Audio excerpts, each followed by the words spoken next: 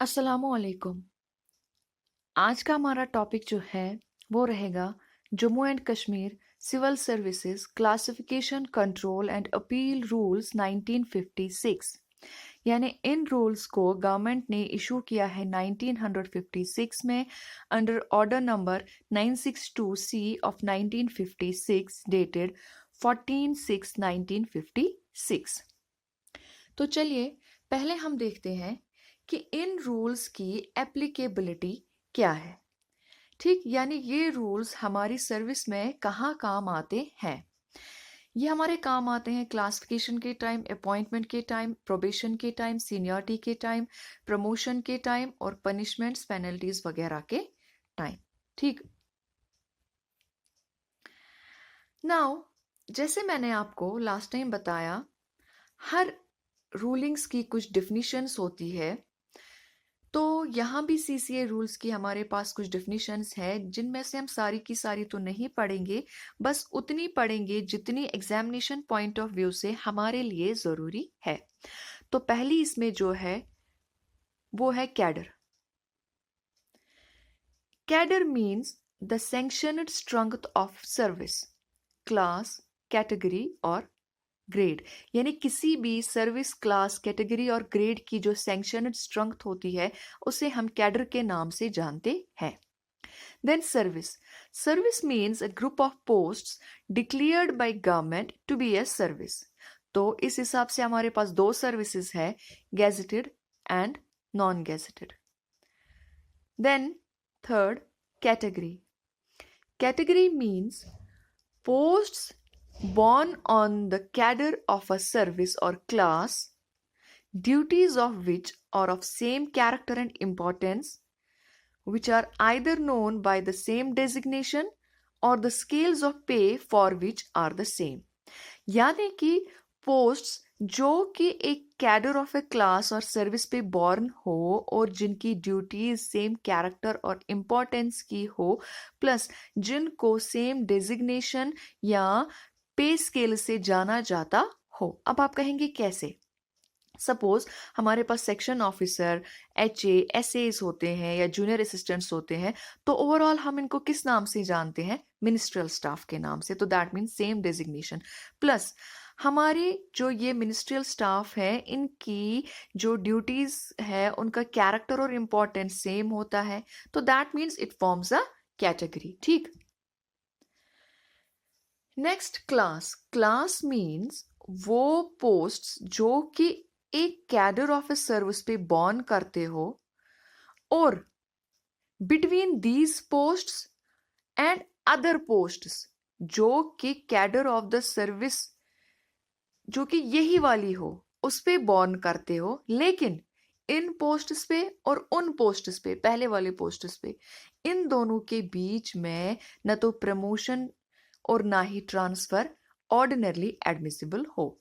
Service तो same हो, लेकिन इस ग्रुप ऑफ पोस्ट और उस ग्रुप ऑफ पोस्ट जो कि एक कैडर के हो ये दूसरे कैडर के हो, आपस में प्रमोशन और ट्रांसफर जो है एडमिसिबल नहीं हो, उसको हम क्लास कहेंगे। सपोज मिनिस्ट्रियल, एग्जीक्यूटिव, टेक्निकल सभी जो है कौन सी वाली सर्विस है, नॉन गेस्टेड, लेकिन इनमें प्रमोशन और ट्रांसफर जो है एडमिसिबल नहीं है। Next, probationer. प्रोबेशनर जो है वो एक उस पर्सन को हम कहेंगे जिसका प्रोबेशन पीरियड सेटिस्फैक्टरीली कंप्लीट अभी नहीं हुआ हो। Promotion. Promotion means appointment of a member of a service or class of a service to a higher category or grade. सीधी सी बात, एक मेंबर की प्लेसमेंट हायर कैटेगरी या ग्रेड में। ठीक, नाउ जैसे मैंने अभी आपको बताया सारी डेफिनेशंस नहीं पढ़नी, तो उसी तरीके से हमें सारे के सारे रूल्स नहीं पढ़ने, बिकॉज वो हमारे काम ऐसे भी नहीं आते डे टू डे रूटीन में और ना ही हमारे एग्जामिनेशन पॉइंट ऑफ व्यू से इंपॉर्टेंट है। तो जो रूलिंग्स हमारी day to day official routine working में काम आती हैं, प्लस जो एग्जामिनेशन पॉइंट ऑफ व्यू से इंपॉर्टेंट है, हम बस वही वाली पढ़ेंगे। उसमें जो है पहला रूल 8 है, because it deals with the appointments. Rule 8 क्या कहता है, इट सेज कि जितनी सारी अपॉइंटमेंट्स हो किसी सर्विस की या क्लास की, वो जी गवर्नमेंट के थ्रू होनी चाहिए या उस अथॉरिटी के थ्रू जिसको गवर्नमेंट ने एम्पावर किया हो इन दिस बिहाफ। ठीक है, मतलब इस बिहाफ में उस अथॉरिटी के थ्रू होनी चाहिए जिसको गवर्नमेंट ने एम्पावर किया हो अपॉइंटमेंट के लिए, या तो गवर्नमेंट खुद करनी चाहिए। ठीक, अब हमारे पास रूल 9 के अंडर आता है मोड ऑफ अपॉइंटमेंट। यहां मैं आपको बता दूं, आप रूल नंबर्स जो है कुछ ही हमारे पास है, क्योंकि कुछ ही रूल्स पढ़ने हैं, आप प्लीज वो याद रखें। सब क्लॉज और क्लॉज याद रखने की जरूरत नहीं है, बस रूल नंबर याद रखें। तो रूल 9 जो है it deals with mode of appointment. तो एक सर्विस या एक क्लास में जो अपॉइंटमेंट्स होती है वो किन तरीकों से होती है?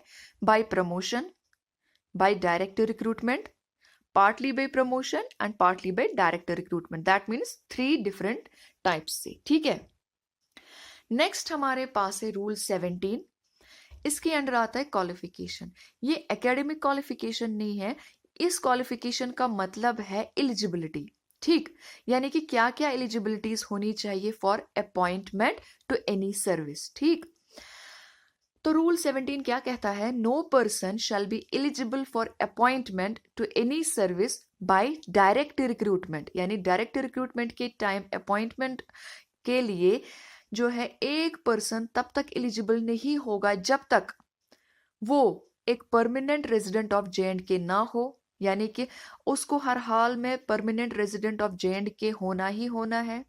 नंबर 2, उसकी जो मैक्सिमम और मिनिमम एज लिमिट्स हो वो age on the first day of the January of the year, जिस ईयर में उस वैकेंसी के लिए या उस पोस्ट के लिए एग्जाम हुए हो, या जिस ईयर में उस पोस्ट या वैकेंसी के लिए एप्लीकेशंस को इनवाइट किया गया हो, उस ईयर के फर्स्ट डे ऑफ जनवरी पे उस बंदे की मैक्सिमम और मिनिमम एज जो है वो विद इन लिमिट्स होनी चाहिए जो कि गवर्नमेंट ने नोटिफाई की हो। यानी एज आपको कब कैलकुलेट करनी है? First day of the January of the year जिसमें एडवर्टीजमेंट हुई हो या जिसमें जो है एग्जामिनेशन हुआ हो। ठीक, अब हम पहले देखेंगे कि इस टाइम पे प्रेजेंटली मिनिमम और मैक्सिमम एज क्या है। तो जनरल कैटेगरीज के लिए 18 मिनिमम है, मैक्सिमम 14। रिजर्व्ड कैटेगरीज के लिए 18 मिनिमम, 43 मैक्सिमम। और फिजिकली हैंडीकैप्ड के लिए 18 मिनिमम, 42 मैक्सिमम। और ये एज जो है ये प्रेजेंटली इन वोग है as per SRO 165 of 2014 dated 9/6/14। ठीक है, इससे पहले जो थी एज इन वोग वो थी 37 फॉर जनरल कैटेगरी, रिजर्व्ड के लिए 42 और PHC के लिए 39। वो हुई थी नोटिफाई अंडर SRO 302 ऑफ 1990। ठीक, however in service government employees के लिए मैक्सिमम एज लिमिट जो है वो 40 ही रखी गई है, जैसे कि SRO 165 से पहले हुआ करती थी, बिकॉज SRO 165 में कोई भी मेंशन नहीं किया गया है अबाउट इन सर्विस कैंडिडेट्स। ठीक, हो गई दो।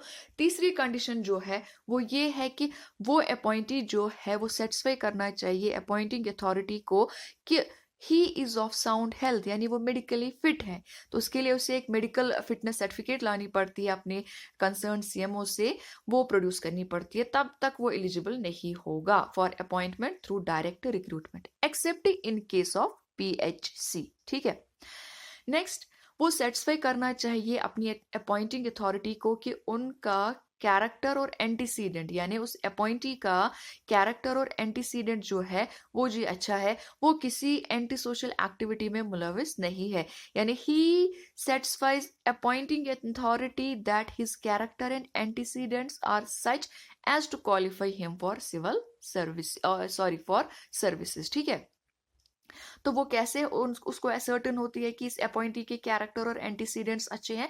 वो हम थ्रू पुलिस वेरिफिकेशन या CID वेरिफिकेशन से पता लगाते हैं थ्रू वी रोल, जो आपको पता ही होगा। हो गई 4 कंडीशंस। तो उसके बाद जो है 5वीं कंडीशन जो है वो रूल 18 के अंडर आती है, स्पेशल क्वालिफिकेशन। यहाँ आपकी एकेडमिक क्वालिफिकेशन वगैरह जो है वो फॉल होती है। तो रूल 18 कहता है कोई भी पर्सन जो है वो एलिजिबल नहीं होगा अपॉइंटमेंट के अनलेस ही possesses वो क्वालिफिकेशन और वो स्पेशल टेस्ट्स जो कि गवर्नमेंट ने प्रेस्क्राइब किए होंगे उस वैकेंसी की जो है अपॉइंटमेंट के लिए, ठीक है। दैट इस बंदे के पास minimum required as well as desirable और स्पेशल क्वालिफिकेशन होनी चाहिए। अगर नहीं हुई तो उसके पास जो मिनिमम रिक्वायर्ड क्वालिफिकेशन है उसके इक्वलेंट कोई क्वालिफिकेशन होनी चाहिए, और जो डिजायरेबल या स्पेशल क्वालिफिकेशन रखी गई हो उसके इक्वलेंट होनी चाहिए, यानी कि या तो पॉइंट ए या तो पॉइंट बी, ठीक। That means overall eight the time of appointment by direct recruitment हमारे पास 5 कंडीशंस जो है वो अप्लाई होती है। पहली, परमानेंट रेजिडेंट ऑफ J&K, दूसरी एज वाली, तीसरी जो है साउंड हेल्थ, फोर्थ हमने इसमें अभी जो पढ़ा वो है कैरेक्टर एंड एंटीसीडेंट्स की verification from police and CID कि आप किसी एंटी नेशनल या एंटी सोशल एक्टिविटी में मुलविस नहीं है, कोई FIR वगैरह नहीं है। एंड फिफ्थ जो है वो आपकी minimum prescribed qualification as well as desired और स्पेशल क्वालिफिकेशन की रिक्वायरमेंट्स, ये 5 चीजें हैं। तो इस पे आपको क्वेश्चन कभी आता है कि eight the time of appointment क्या क्या चीजें जो है एक अपॉइंटी को प्रोड्यूस करनी पड़ती है, या एक जो पर्सन होता है to become eligible for appointment by direct recruitment उसके पास क्या क्या होना चाहिए। तो ये 5 कंडीशंस आप वहां पे मेंशन करेंगे, ठीक है। नेक्स्ट हमारे पास जो टॉपिक है इसमें वो है प्रोबेशन। काफी इंपॉर्टेंट टॉपिक है और काफी बड़ा टॉपिक भी है। और प्रोबेशन जो है बहुत ही ज्यादा हम लोग अपनी वर्क रूटीन में इस टॉपिक के साथ कंसर्न्ड होते हैं, काफी मतलब केसेस वगैरह इस पे करने पड़ते हैं हमें। तो ये वर्क रूटीन के पॉइंट ऑफ व्यू से भी काफी हमारे लिए इंपॉर्टेंट है। प्रोबेशन जो है वो रूल 20, 21 और 22 के अंडर फॉल होता है। अब पहले देखेंगे प्रोबेशन क्या है। प्रोबेशन जो है इट्स अ असेसमेंट पीरियड, यानी एक ऐसा पीरियड जिसमें एक एम्प्लॉयर अपने एम्प्लॉय को असेस करता है, उसकी काबिलियत को परखता है, ठीक है। उसके बाद पीरियड ऑफ प्रोबेशन।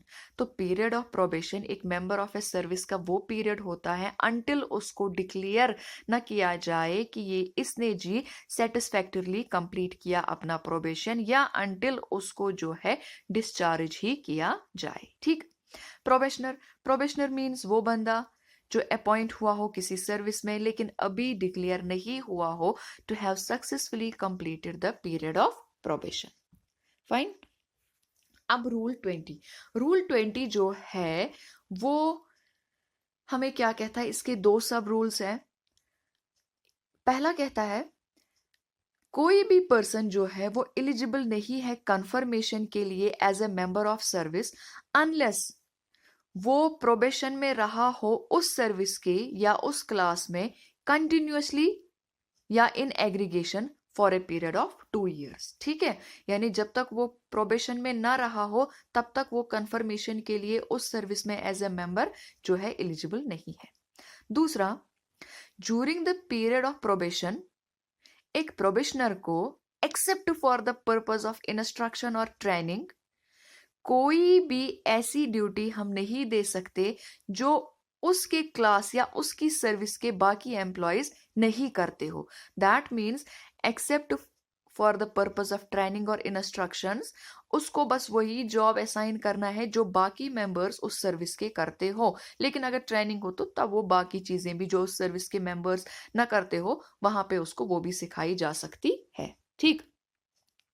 अब रूल 21 यूजुअली जो है डील करता है जो पीरियड ऑफ प्रोबेशन है इसको कैसे हैंडल किया जाए और कैसे एक प्रोबेशनर को हम सर्विसेज से डिस्चार्ज कर सकते हैं। डिस्चार्ज फ्रॉम सर्विस ये आता है रूल 21 के अंडर, और आधा इसका कुछ 22 के अंडर भी आता है। ये भी आपके लिए एक इंपॉर्टेंट क्वेश्चन बनता है कि under which circumstances and appointing authority can discharge A probationer from services. तो आप थोड़ा ध्यान से देखिएगा।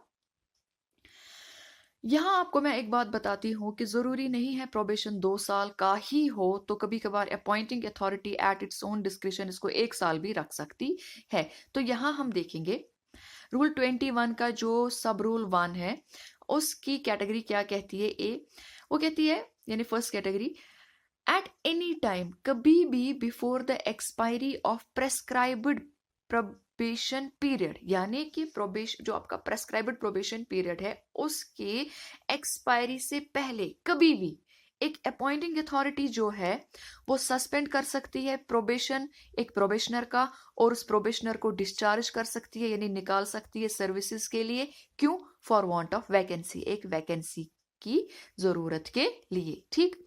बी क्लॉज क्या कहता है? एक अपॉइंटिंग अथॉरिटी जो है वो at it is discretion terminate कर सकती है एक प्रोबेशन को और एक प्रोबेशनर को फिर डिस्चार्ज कर सकती है उसकी सर्विसेज से, यानी निकाल सकती है सर्विसेज से बाय टर्मिनेटिंग हिज प्रोबेशन। लेकिन यहाँ पे क्या रीजन है? At its own discretion, that means अपनी विल पे एक अपॉइंटिंग अथॉरिटी टर्मिनेट कर सकती है प्रोबेशन को एक प्रोबेशनर के, और उस प्रोबेशनर को डिस्चार्ज कर सकती है ड्यूटीज से। ठीक है। अब रूल 21 का सब रूल 2 इसके भी क्लॉज है। तो पहला क्लॉज क्या कहता है?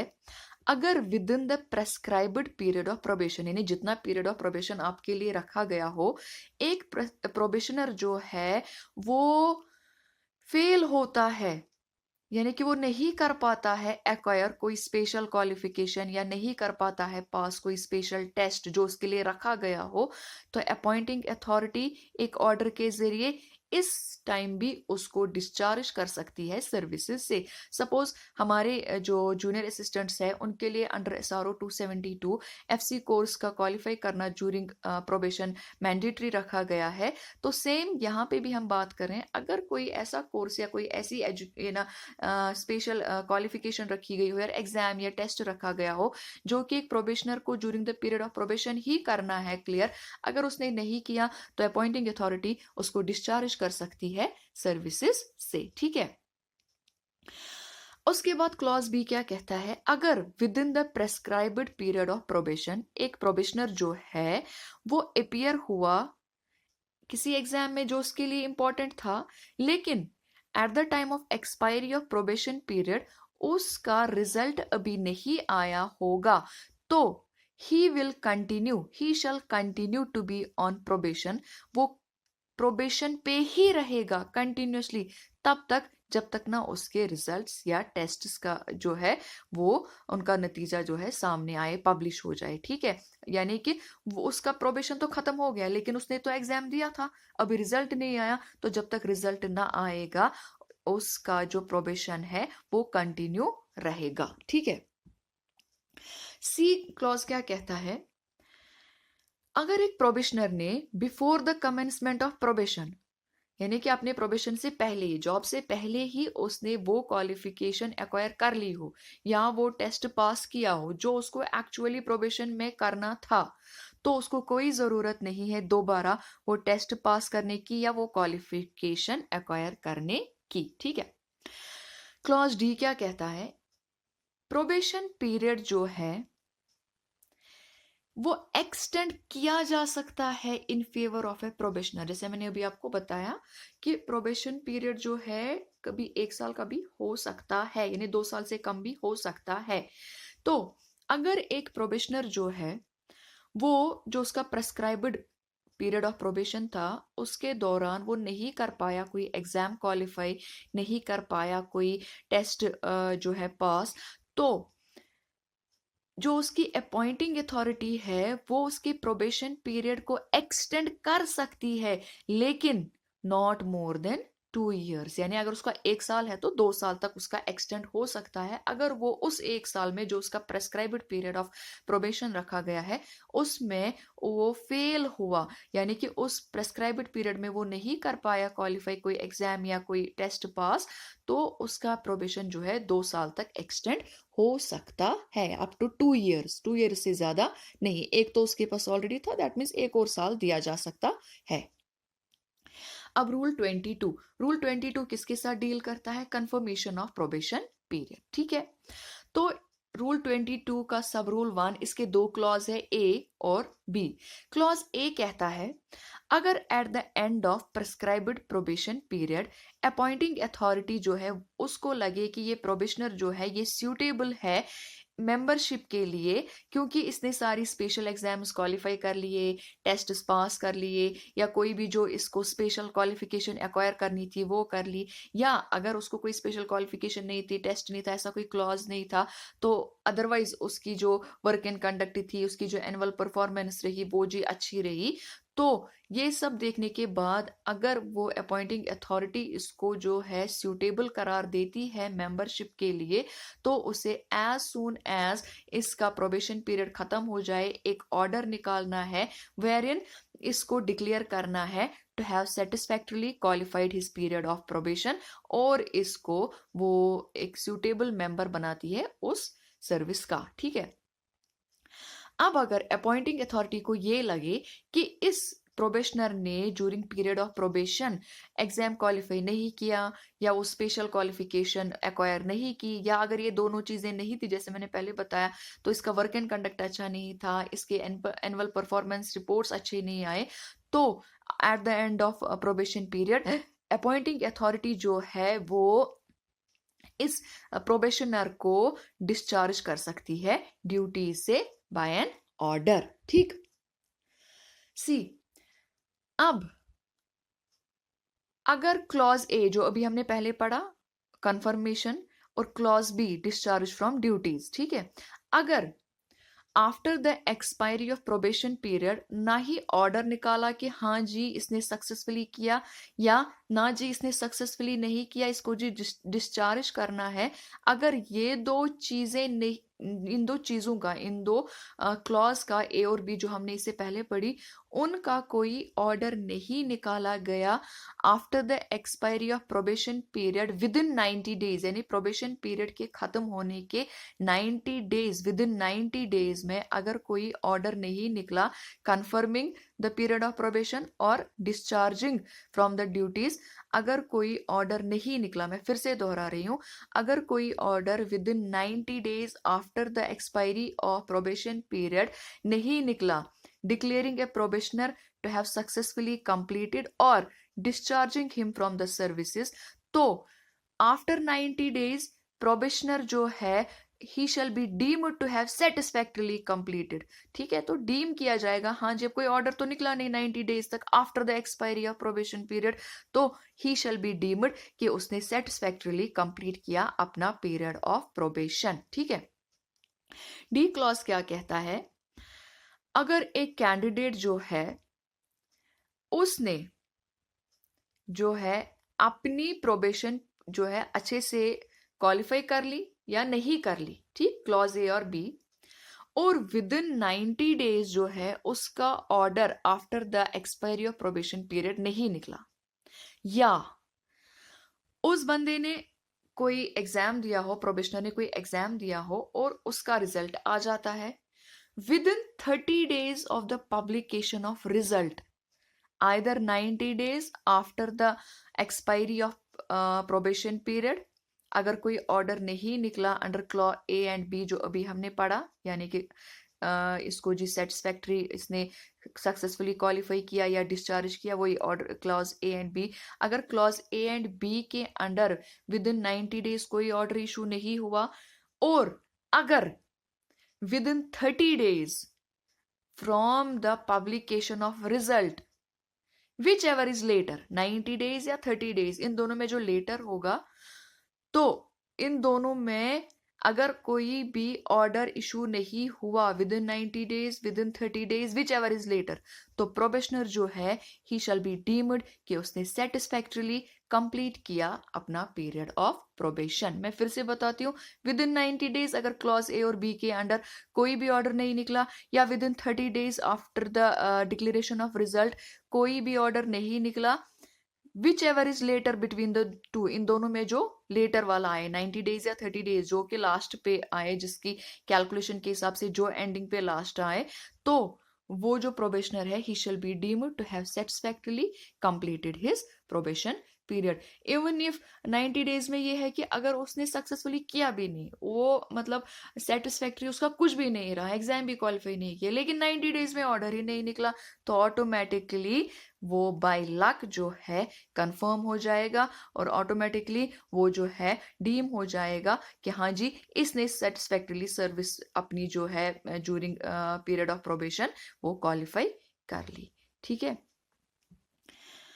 अब रूल 22, अब अगर किसी को जो है किसी प्रोबेशनर को डिस्चार्ज किया गया सर्विसेज से क्योंकि किसी भी रीजन पे जो हमने अभी देखे, चाहे डिस्क्रिशन पे या चाहे वांट ऑफ वैकेंसी या उसका जो प्रोबेशन पीरियड है उस दौरान उसने वो क्वालिफिकेशन या वो चीज़ हासिल नहीं की जो उसको करनी थी, या उसका जो है परफॉर्मेंस अच्छा नहीं रहा, तो ये 4-5 चीज़ें हैं।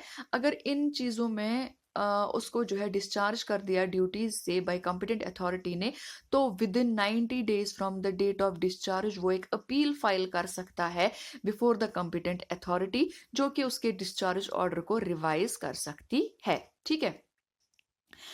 तो रूल 22 का 3 क्या कहता है, सब रूल 3 इसमें क्या कहता है, वो ये कहता है कि अब अगर एक डिस्चार्जिंग मतलब जो एक ऑर्डर था, इसका डिस्चार्जिंग ऑर्डर जो था एक प्रोबेशनर का, यानी एक प्रोबेशनर के लिए एक जो ऑर्डर निकाला गया था जिसकी वजह से इसको नौकरी से, इसको सर्विसेज से डिस्चार्ज किया गया था, वो ऑर्डर को कैंसिल किया गया, यानी उस ऑर्डर को, जैसे अभी मैंने आपको कहा कि पहले वो अपील फाइल करेगा, उसके बाद कॉम्पिटेंट अथॉरिटी जो है उस ऑर्डर को, उस डिस्चार्ज ऑर्डर को रिविजिट करेगी, और अगर कॉम्पिटेंट अथॉरिटी ने उस डिस्चार्जिंग ऑर्डर को कैंसिल किया, सेट असाइड किया, तो उस दिन से, जिस दिन से उस प्रोबेशनर को डिस्चार्ज किया गया था, अप टू उस दिन से जिस दिन से इसको वापस रेस्टोर किया जाएगा उस डिस्चार्जिंग ऑर्डर को कैंसिल करके, वो जो डेज आएंगे बीच में, वो जो टाइम आएगा बीच में, उसको ट्रीट किया जाएगा एज ड्यूटी।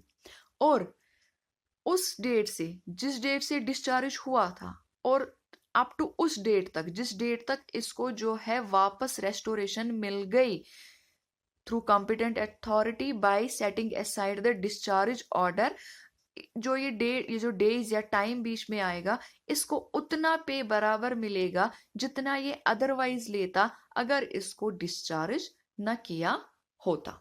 ठीक। इसके साथ ही हमारा जो है प्रोबेशन खत्म होता है, प्रोबेशन का टॉपिक खत्म होता है, लेकिन सीसीए रूल्स जो है अभी कंटिन्यूसली 1-2 लेक्चर्स उस पर और आएंगे बिकॉज काफ़ी बड़े हैं। आई होप आज आपको सारा समझ आया होगा, and I request you all कि चैनल को प्लीज़ सब्सक्राइब करें, वीडियो को लाइक एंड शेयर करें सो दैट कंटेंट बाकी मिनिस्ट्रियल स्टाफ के लोगों तक पहुंचे और उन्हें कुछ ना कुछ फ़ायदा पहुंचे। Thank you so much. और हाँ, अगर आपका कोई क्वेश्चन या कोई कमेंट हो तो आप प्लीज़ कमेंट सेक्शन में लिख दे, I will try my best कि आपको उसका सेटिस्फाइड वाला आंसर दे दूँ। Thank you.